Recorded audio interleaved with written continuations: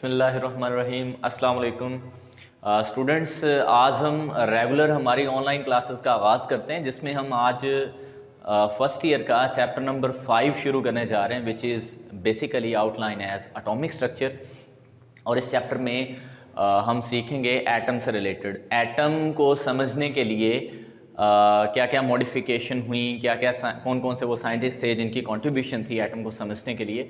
तो इस पे बेस्ड ये हमारा फर्स्ट ईयर का चैप्टर है, चैप्टर नंबर 5।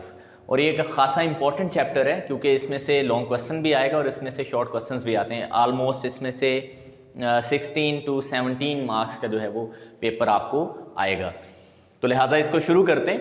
सबसे पहले हम जानेंगे कि जो सब एटॉमिक पार्टिकल्स का कॉन्सेप्ट है उसमें मुख्तलिफ साइंटिस्ट क्या सोचते थे और उसमें क्या क्या कॉन्ट्रीब्यूशन थी।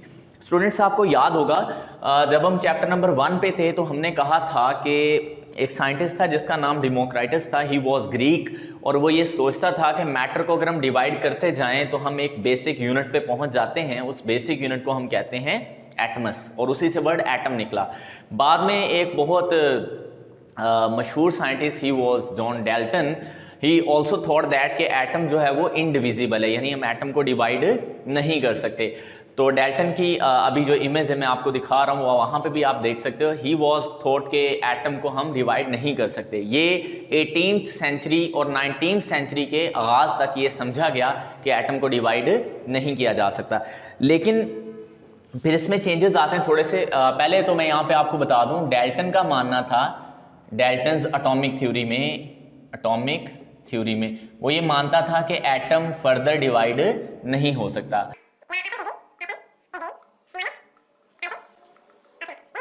होती है वो एटम होती है, ऐसा मानता था डाल्टन। बाद में ये बात जो है वो बहुत तजर्बा से, काफ़ी ज़्यादा एक्सपेरिमेंटल एविडेंस है, वो हम इस चैप्टर में सारे पढ़ेंगे, उसे ये बात गलत साबित हो गई कि एटम जो है वो सब एटॉमिक पार्टिकल्स में डिवाइड नहीं हो सकता। आप सब जानते हैं कि अब हमारे पास 3 मेजर जो है वो फंडामेंटल पार्टिकल्स हैं जिनको हम सब एटॉमिक पार्टिकल्स कहते हैं, जिसमें वैसे तो वो ये 100 या इससे भी ज़्यादा है, लेकिन उसमें जो फंडामेंटल हैं वो 3 ही हैं। उसमें पहला है इलेक्ट्रॉन,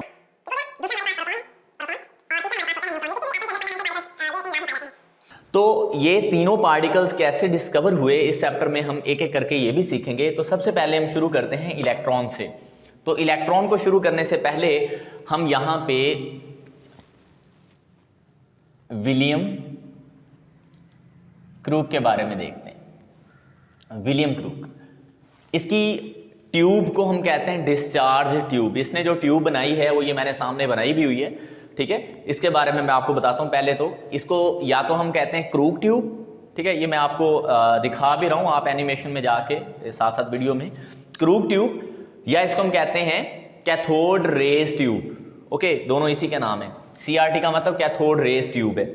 तो एक तो इससे रिलेटेड स्टूडेंट्स क्वेश्चन आ जाता है कि what do you know about crooks tube या कैथोड रे ट्यूब, ठीक हो गया।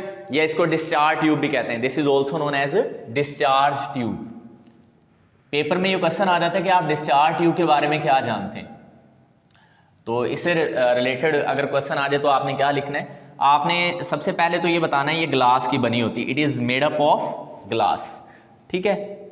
इसमें 2 इलेक्ट्रोड्स हैं, 2 इलेक्ट्रोड्स। इसको आप थ्योरेटिकली एक्सप्लेन करोगे कि it is actually made up of glass and having 2 electrodes, one is positive, इसको हम बोलते हैं एनोड।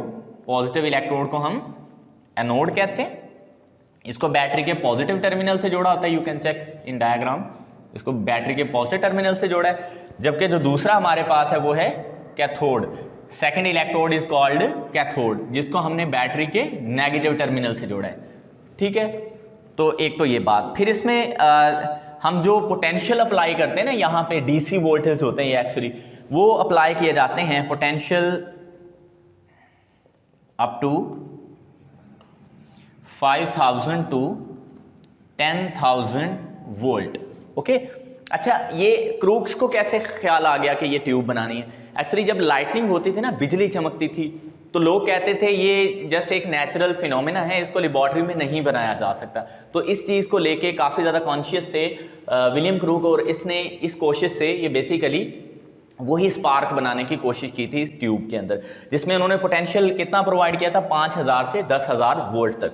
इसके बाद मजीद इसमें आपने बताना है, इसमें हम जो प्रेशर है वो इंतहाई थोड़ा रखते हैं, प्रेशर रखते हैं 0.01 टॉर। अच्छा, इस प्रेशर की भी बहुत बड़ी कहानी है।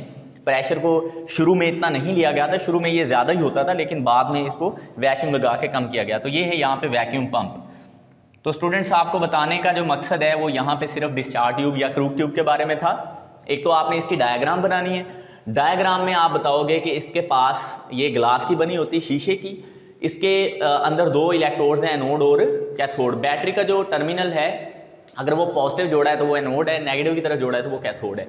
और इसमें जो पोटेंशियल अप्लाई किया जाता है वो 5000 से लेके 10,000 वोल्टेज तक होता है। प्रेशर इसमें वैक्यूम पंप के जरिए हवा को खारिज किया जाता है और कितना कम कर दिया जाता है, 0.01 टॉर तक। अब क्वेश्चन अराइजेस कि इसमें कैथोड रे डिस्कवरी कैसे हुई। यहाँ पे सबसे इंपॉर्टेंट जो डिस्कवरी है वो है कैथोड रे डिस्कवरी। वो विलियम क्रूक ने की थी और he discovered cathode rays in 1870 round about. Some books में 1867 या 69 भी लिखा होता है, लेकिन ये आपके पास 1870 की रिसर्च है।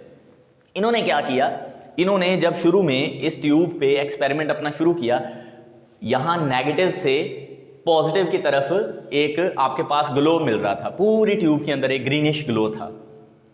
तो उससे तो इतना कोई ज़्यादा जो उसके रिजल्ट से वो इतने ज़्यादा फ़ायदेमंद नहीं थे। फिर उन्होंने क्या किया, इसके साथ एक वैक्यूम पंप लगाया और वैक्यूम पंप से जैसे जैसे प्रेशर को उन्होंने कम किया तो उन्होंने देखा यहाँ इस तरफ से, यानी कैथोड की तरफ से एनोड की तरफ, यहाँ पे जाके ग्रीनिश ग्लो मिल रहा है। यहाँ पे यहाँ उन्होंने देखा क्या मिल रहा है, ग्रीनिश ग्लो। यानी जैसे ही उन्होंने इस डिस्चार्ज ट्यूब के अंदर प्रेशर को कम किया और पोटेंशियल को बढ़ा के 5000 से 10,000 वोल्ट किया, जो मैं आपको वीडियो में दिखा भी रहा हूँ, आप चेक कर सकते हो, तो यहाँ से कैथोड की तरफ से एनोड की तरफ इधर जाके ग्रीनिश ग्लो मिला। चूंकि ये रेज कैथोड से एनोड की तरफ जा रही थी, that is why William Crooke named these rays as cathode rays. तो यहां से कैथोड रेज की डिस्कवरी शुरू हो गई थी। लेकिन विलियम क्रूक ये नहीं समझ पाया ये कैथोड रेज का नेचर क्या है या ये किस तरह बिहेव करती हैं। और स्टूडेंट्स, ये बहुत ज़्यादा एक नई बात थी साइंटिस्ट के लिए कि जब इसको डिस्कवर किया एज ए इलेक्ट्रॉन, और ये डिस्कवरी की थी जे थॉमसन ने। ठीक हो गया, जे थॉमसन को आप देख भी सकते हो। तो जे थॉमसन ने डिस्कवरी की थी इलेक्ट्रॉन की इस डिस्चार्ज ट्यूब के अंदर। उन्होंने बताया था ये कैथोड रेज बेसिकली इलेक्ट्रॉन है। कैसे बताया उस पर मैं आता हूं। तो नेक्स्ट हमारा है cathode rays are negatively charge particles, यानी अब हम आगे हैं प्रॉपर्टीज ऑफ कैथोड रेज। और स्टूडेंट्स याद रखें, ये प्रॉपर्टीज तकरीबन 24 से 25 साल तक क्रियोसिटी थी, मतलब किसी को नहीं पता चल रहा था कि बेसिकली कैथोड रेज क्या हैं। तो फिर क्या हुआ, 1895 में जे पैरन वॉज द साइंटिस्ट जिसने जो एक्सपेरिमेंट तो और भी साइंटिस्ट कर रहे थे, he was the first scientist who जिन्होंने इस पे सही काम किया और उनको पता चल गया कि ये cathode rays basically negatively charge particles हैं। तो ही वॉज पैरन। तो देखते हैं इन्होंने क्या किया। इन्होंने यहां पे परपेंडिकुलर एक मैग्नेटिक फील्ड अप्लाई कर दी। ये हमारे पास दोबारा से मैंने कैथोड ट्यूब बनाई हुई है यहाँ पे। इन्होंने फॉर एग्जांपल ये आपके पास कैथोड ट्यूब है, इसके यूं परपेंडिकुलर उन्होंने एक मैग्नेट अप्लाई की और मैग्नेट के ये वाला जो पोल है वो नॉर्थ पोल था और ये वाला साउथ पोल था। अब उन्होंने यही जब दोबारा से पोटेंशियल अप्लाई करके इलेक्ट्रिसिटी को फ्लो करवाया तो उन्होंने देखा अब ये कैथोड रेज पॉजिटिव एनोड की तरफ नहीं जा रही बल्कि ये बेंड हो गई हैं टुवर्ड्स दी नॉर्थ पोल। जैसे कि आप वीडियो में भी देख रहे हो कि ये रेज जब इनके ऊपर मैग्नेट को लाया जाता है तो ये रेज बेंड होती हैं। तो इसका मतलब इन रेज पे मैग्नेटिक इफेक्ट था। तो किसी भी चीज पे मैग्नेटिक इफेक्ट तब होता है जब वो चार्ज हो। ठीक हो गया। तो नॉर्थ पोल की तरफ इनकी बेंडिंग ने ये साबित किया कि इन पे नेगेटिव चार्ज है। ओके, तो स्टूडेंट्स अब हम कुछ नेक्स्ट प्रॉपर्टीज को डिस्कस कर लेते हैं। उसमें पहली प्रॉपर्टी में अभी हमने देखा जे पैरन ने मैग्नेटिक फील्ड लगा के ये साबित किया था इन पे नेगेटिव चार्ज है। अब हम देखेंगे इसमें सेकंड रिसर्च इसी पहली प्रॉपर्टी में जे थॉमसन जिन्होंने एक्चुअली बताया कि कैथोड रेज बेसिकली इलेक्ट्रॉन्स हैं। जे थॉमसन ने ये 1897 में अपनी रिसर्च में ये साबित किया और he got Nobel prize as well after his discovery. Nobel prize 1901 के बाद मिलना शुरू हुए थे। खैर तो एक अलग बहस है। तो इन्होंने क्या किया, इनका एक पूरा एक्सपेरिमेंट है, वो हम आगे चल के पढ़ेंगे भी। इन्होंने एक एक्सटर्नल इलेक्ट्रिक फील्ड अप्लाई की। ये हमारे पास डिस्चार्ज ट्यूब तो मौजूद है, इसमें एक तो ये फील्ड पहले से मौजूद है जो ये वाली होती है पोटेंशियल जो हमने अप्लाई की है। इसके अलावा इन्होंने एक एक्सटर्नल फील्ड अप्लाई की है जिसमें सपोज कर लो ये नेगेटिव टर्मिनल है, ये वाला पॉजिटिव टर्मिनल है। उन्होंने अब देखा ये रेज सीधी जाने की बजाय पॉजिटिव प्लेट की तरफ बेंड हो गई हैं। और ये वाला सारा एक्सपेरिमेंट हम आने वाले लेक्चर्स में पढ़ेंगे भी कि किस तरह से उन्होंने। तो फिर उन्होंने यहाँ पे ये चीज़ साबित की कि ये जो जिनको हम कैथोड रेज अभी तक पढ़ रहे हैं ये बेसिकली इलेक्ट्रॉन है, क्योंकि इनकी जो E/m वैल्यू है, E/m वैल्यू ये बराबर है E/m वैल्यू ऑफ इलेक्ट्रॉन की। जो E/m वैल्यू बाद में इलेक्ट्रॉन की फाइंड की गई थी वही E/m वैल्यू जे थॉमसन ने कैथोड रेज के लिए फाइंड की थी। तो इससे कंफर्म हो गया कि जो जे थॉमसन ने E/m वैल्यू निकाली थी कैथोड रेज के लिए वही बेसिकली E/m वैल्यू है इलेक्ट्रॉन के लिए। तो इसका मतलब इलेक्ट्रॉन बेसिकली कैथोड रेज हैं या कैथोड रेज ही बेसिकली इलेक्ट्रॉन है, और ऐसा साबित किया था जे थॉमसन ने। तो इनको इलेक्ट्रॉन का जो नाम दिया वो साइंटिस्ट स्टोने था, he was Stoney, who named as electron to the cathode rays. तो आगे हम नेक्स्ट प्रॉपर्टी पे आते हैं। Cathode rays are material particle, यानी कैथोड रेज का मोमेंटम है। अभी इसको भी आप वीडियो में देख रहे होंगे कि किस तरह जब हम जो कैथोड रेज है जब वो स्मॉल पैडल व्हील पे जाके फॉल करती हैं तो वो घूमने लग जाता है। इसका मतलब ये हुआ स्टूडेंट्स के आपके पास जो कैथोड रेज हैं उनका मैस भी है और वो वेलोसिटी भी रखती हैं। कैथोड रेज का मैस भी होता है और उनकी वेलोसिटी भी है, यानी P=mv, यानी वो मोमेंटम रखती हैं। पेपर में क्वेश्चन आ जाता है आप ये साबित करो कैथोड रेज का मोमेंटम होता है या कैथोड रेज मटेरियल पार्टिकल्स हैं। तो आप बताएंगे when we place a small paddle wheel in the path of cathode rays then this small paddle wheel becomes move. जैसे ये कैथोड रेज इसके ऊपर जाके फॉल करेंगे, अच्छा याद रहे ये जो पैडल व्हील है ना ये बहुत ज़्यादा स्मॉल होना चाहिए और फ्रिक्शन लेस हो तकरीबन, तो ये पैडल व्हील घूमना शुरू कर देता है यहाँ पे। तो ये इस बात का सबूत है कि कैथोड रेज के अंदर मैस भी है और वेलोसिटी भी है, और इसीलिए उन्होंने अपना मोमेंटम जो है वो पहिए यानी पैडल को ट्रांसफर कर दिया। इसे नेक्स्ट इंपॉर्टेंट प्रॉपर्टी है उस पर आते हैं। Cathode raise travel in straight line. देखें रोशनी सीधी लाइन में ट्रैवल करती है, ये हमें सबको पता है, क्योंकि जब भी हम रोशनी के रास्ते में कोई चीज़ रखते हैं उसका शैडो बन जाता है। बिल्कुल इसी तरह अगर हम कैथोड रेज के रास्ते में कोई ओपेक ऑब्जेक्ट, कौन सा ऑब्जेक्ट होना चाहिए जी? ओपेक ऑब्जेक्ट जब हम रखते हैं तो उस ओपेक ऑब्जेक्ट का बन जाता है साया। ये भी आप अपनी वीडियो में देख रहे होंगे कि किस तरह जब ओपेक ऑब्जेक्ट को ये देखें तो ये एक्सपेरिमेंट ये प्रूव कर देता है कि कैथोड रेज जो हैं ये स्ट्रेट लाइन में ट्रैवल करती हैं, क्योंकि जो भी कोई ओपेक ऑब्जेक्ट इनके रास्ते में रखा जाता है उसका आगे शैडो बन जाता है। ये मैंने भी यहाँ पे थोड़ी सी कोशिश की है बनाने की। तो ये आपने स्टूडेंट्स डायग्राम ज़रूर बनानी है क्योंकि पेपर में इसके नंबर होते हैं। जब ये कैथोड रेज इस ओपेक ऑब्जेक्ट पे आके फॉल की तो इसका बना ट्यूब के अंदर साया यानी कि शैडो, जिससे ये साबित हो गया कैथोड रेज जो है वो सिर्फ स्ट्रेट लाइन में ट्रैवल करती है। तो स्टूडेंट्स इन तीन प्रॉपर्टीज में हमने ये सीखा कि cathode rays negatively charge particles हैं, जो काफ़ी ज़्यादा अरसे के बाद पता चला था। और उसके बाद हमने ये देखा कि ये अपना मोमेंटम या ये मटेरियल पार्टिकल्स हैं ये मोमेंटम रखती हैं, और तीसरे में हमने ये देखा ये स्ट्रेट लाइन में ट्रैवल करती हैं। अब हम जो प्रॉपर्टीज डिस्कस करेंगे वो बिल्कुल सिंपल और शॉर्ट हैं, तो आइए देख लेते हैं। तो स्टूडेंट्स अब कुछ जो प्रॉपर्टीज़ रह गई हैं वो हम डिस्कस कर लेते हैं। सबसे पहले तो आपने यहाँ पे याद रखना है जो हमारे पास डिस्चार्ज ट्यूब होती है इसके अंदर कोई ना कोई गैस फिल की जाती है। वो गैस हाइड्रोजन भी हो सकती है, हीलियम भी, ठीक हो गया, नाइट्रोजन, कोई भी गैस हो सकती है। तो cathode rays can ionize a gas, ये बहुत इंपॉर्टेंट प्रॉपर्टी है और इसी प्रॉपर्टी को लेके आगे हम डिस्कवरी ऑफ पॉजिटिव रेज पे भी जाएंगे, ठीक है।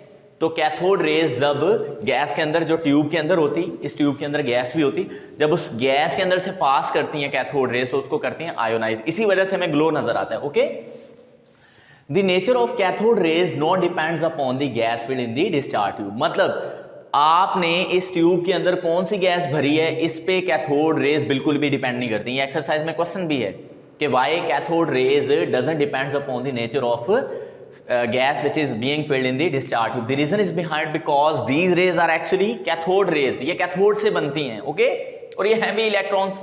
अगर सपोज करो गैस की आयनाइजेशन से भी बनती हो तो हैं तो ये इलेक्ट्रॉन ना, तो इलेक्ट्रॉन किसी भी गैस के अंदर जो हैं वो एक ही तरह के होते हैं। इसके दो आपके पास आंसर्स हो सकते हैं। एक तो आप बताओगे nature of cathode raise gas के बदलने से इसलिए नहीं बदलती क्योंकि ये रेज गैस से बनती नहीं है, ये बनती हैं कैथोड से, ठीक है। और अगर सपोज करें ये गैस से भी बनती है, जब वो आयनाइज होती है तो वो होते तो इलेक्ट्रॉन ही है, तो इलेक्ट्रॉन की नेचर कभी भी नहीं बदलती।